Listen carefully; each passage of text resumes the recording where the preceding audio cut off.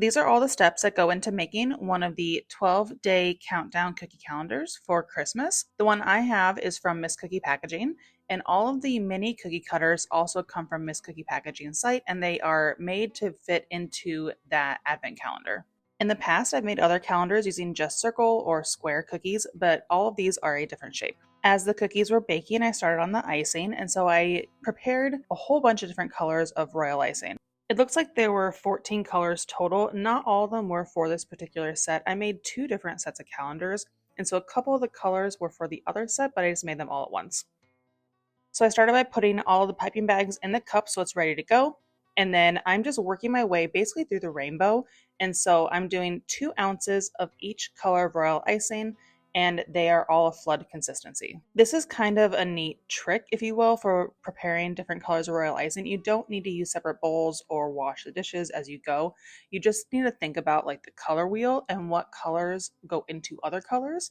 And so you just scrape the bowl really clean in between each color. And if there's any color remnant left over, it's going to get mixed into the next color. But because you're thinking about like the order of the colors, it doesn't really matter if a little bit get mixed into the others. So there are different orders I could have gone in, but what I did was in the order of white, yellow, orange, red, and then pink, purple, brown, tan, blue, green, black, and then gray.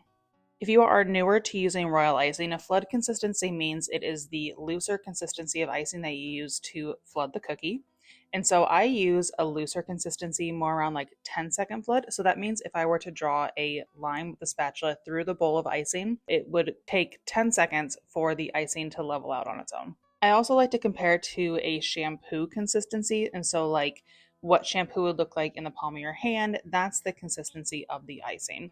It just has to do with feel and personal preference, but that's what I prefer. And I also, in this case, didn't use a stiffer consistency for any of the outlines. It just did the one consistency flood to make it nice and quick. So after I measured out the icing, I added the color, and then I used just a little like squirt bottle, and I added a couple of drops of water. A lot of people will also use just like a spray bottle, so you get a little bit of mist of water onto your icing. I'm kind of heavy-handed, and I think that the squirt bottle is a little faster, but also, again, that's just personal preference. You'll also notice that after the icing is colored and it's in the bag, I give it a little twirl. So that's called helicoptering, and so that works all of the air bubbles out of the icing, and then it also pushes the icing down to the tip of the bag. Here for the black and gray, you'll notice that I'm using not just black food coloring, I add just a little bit of yellow. The super black has a bit of a purple hue to it if you use only the super black, and so the yellow neutralizes that and makes it a nice solid black or like a nice solid gray. You do need to be careful because if you add too much, it can make it kind of funky, and so I added a little bit too much yellow on the gray, and so you see it kind of looks like this like greenish color, and so I ended up adding a little bit of purple back into it to again neutralize the yellow, and now it's a nice gray. Moving on to actually decorating the cookies, I sped this up super fast because that's not really like the point of this video, but you'll see I am hopping around the different designs like I do any other set where I'm allowing some time to dry between each section. There are 12 cookies, they're each their own design. I based the designs off of Miss Cookie Packaging website, and so I stayed fairly close to the suggested designs that came with the cutters. I let the cookies dry overnight, and then it was time to package them. And so before I package them into the polypropylene bags, I dust them all with cornstarch. So this helps prevent the icing from sticking to the inside of the bag. These bags also come from Miss Cookie Packaging's website. They are poly bags, not cello bags. The bags are 3 by 4 inches, and all the cookies are 2 inches. And so they fit really nicely in the bags. I didn't realize until recently what the difference was between poly bags and cello bags. And the poly bags have a thicker plastic, and they are not air permeable. So they actually keep the cookies fresher longer than what cellophane would. And the machine I'm using here is called a heat sealer. It does just what it sounds like. It uses heat and it seals the bags shut. And so that's what keeps them fresh for, for weeks, honestly, but for the 12 days of the countdown calendar.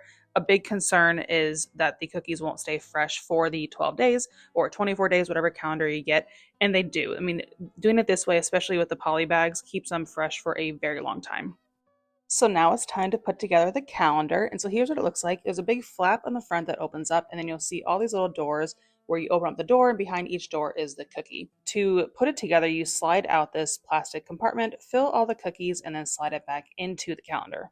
And then for the end here, I'll slow it down so you get a better look. But again, you open up that flap and then there's all these doors that are numbered. And then you open up the doors and behind each door is the cookie. Putting together one is time consuming, but if you do a pre-order and you sell a whole bunch of these, you just do like an assembly line and it's really efficient. I personally don't offer these anymore as a pre-order, and not for any reason against the calendars. They were actually really successful when I did do it. But as a business model, I moved away from pre-orders and now I just do custom orders and vendor events. But Miss Cookie Packaging did send me some to try out and to show you guys. I do have a discount code. I will put that in the description of this video, and there is still time if you want to order them to sell for Christmas.